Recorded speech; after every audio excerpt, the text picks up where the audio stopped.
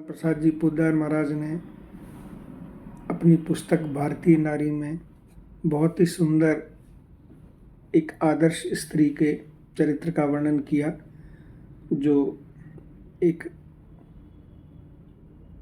हिंदू लड़के से प्रेम करती थी और परिस्थितिवश उसको औरंगजेब उठा ले गया और अपनी रानी बनाया।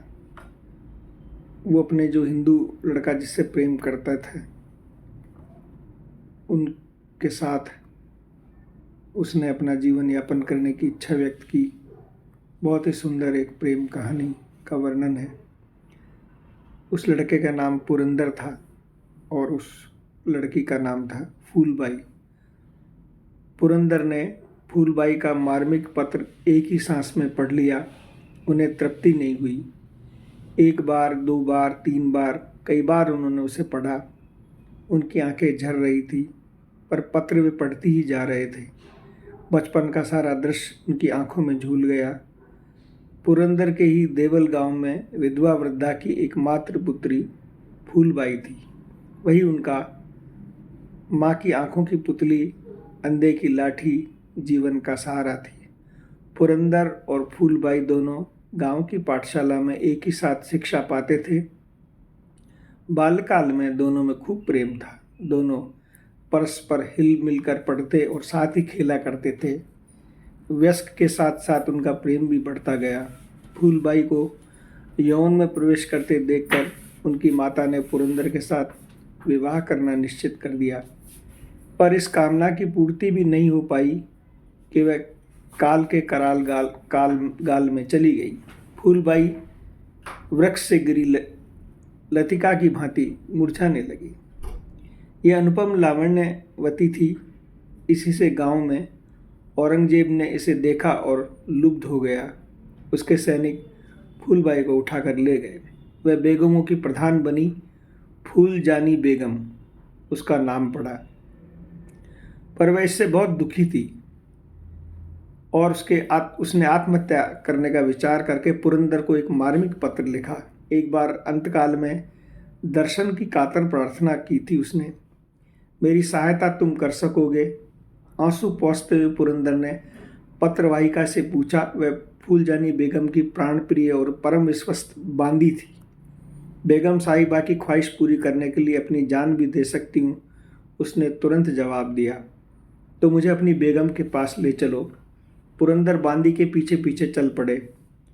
मैं परम अपवित्र हूँ, मुझे स्पर्श न करे नाथ, फूलन रोते रोते कहा। उसकी आंखों में आंसू की बाढ़ आ गई थी। तुम परम पवित्र हो देवी, फूल को अपने अंक में लेते हुए पुरंदर ने कहा। जिसका मन और जिसकी आत्मा अपवित्र नहीं है, जो विवश है मन से, जिसने परपुरुष की ओर दृष्टि भी नहीं डाली, वह नारी काया के बंधन से पढ़कर भी अपवित्र नहीं मानी जा सकती। मैं तुम्हें अपनी सहधर्मिणी बनाकर रखूंगा रानी। मैं ऐसा नहीं होने दूंगी स्वामी, मैं आपके योग्य नहीं रह गई हूँ, रोते रोते फूल ने कहा। आप मेरा कहा मान लें स्वामी, बहुत कम समय है। क्या चाहती हो फूल? पुरंदर की आंखें छलछल आई।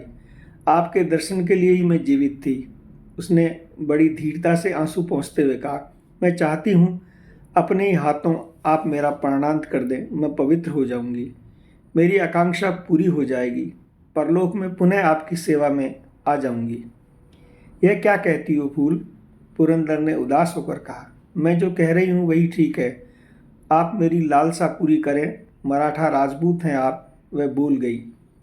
पुरंदर ने कटार खींच ली, हाथ ऊपर उठाया, कटार चमक गई। पुरंदर का कलेजा धधक उठा और हाथ हिल गया, पर फूल के चेहरे पर प्रसन्नता नाच उठी। सहसा पीछे से एक बांदी ने हाथ पकड़ लिया। पुरंदर सन्न रह गया। फूल क्रोध से कांप उठी। हाथ छोड़ दे, मैं बेगम होकर हुक्म दे रही हूँ, बेगम ने जोर से डांटा। बांदी भाग गई। नालायक बांदी ने बादशाह को सारा भेद बता दिया। फूल के घबराहट से कहा, आप इस सुरंग की राह शीघ्रता से चले जाएं। सुरंग द्वार पर सुसज्जित अश्व तैयार है। पुरंदर सुरंग में घुसे, घोड़े पर सवार हो भाग निकले, पर औरंगजेब के सैनिक उसके पीछे पड़ गए थे। सैनिकों के बाण पुरंदर के शरीर में चुभते जा रहे थे। रक्त टपक रहा था, पर वे वायु विंदिक गति से घोड़ा भगाए लिए जा रहे थे। अंत में उनका शरीर शिथिल पड़ गया और वे पकड़ लिए गए। महल के भीतर कैसे पहुंचे?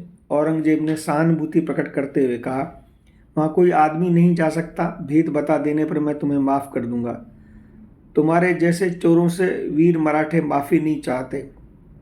क्रोध से कांपते हुए लाल आंखें किए पुरंदर ने उत्तर दिया, तुमने मेरे सर्वस्व मेरी पत्नी की चोरी की है, मैं उसे ही लेने आया था। औरंगजेब ने अपमान नहीं सह सकता था। उसने पुरंदर को तुरंत प्राणदंड की आज्ञा दी।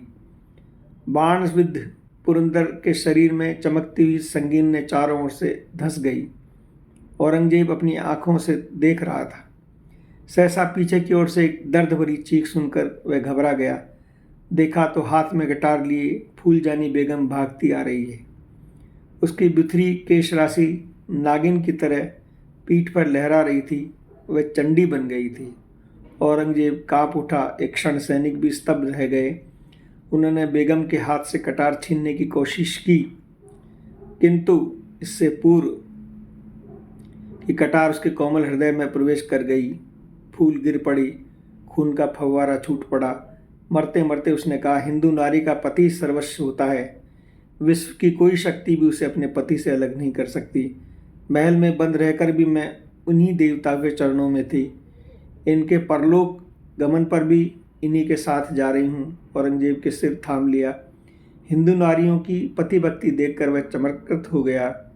अहमदनगर किले के बाहर उसने एक समाधि बनवाई। 7 दिनों तक अनवरत रूप से बादशाह के आज्ञानुसार उनकी सारी बेगम समाधि पर फूल चढ़ाती और दीपक जलाती थी। समाधि पर उसने निम्नांकित आश से एक फारसी शेर भी खुदवाया। सुनते हुए अब तक विद्यमान है, जो मैं ऐसा जानता सरल बालिका माही, इतना अतुलित प्रेम है फूल छेड़ता नहीं। जय जय श्री राधे। निताई गौर हरि बोल।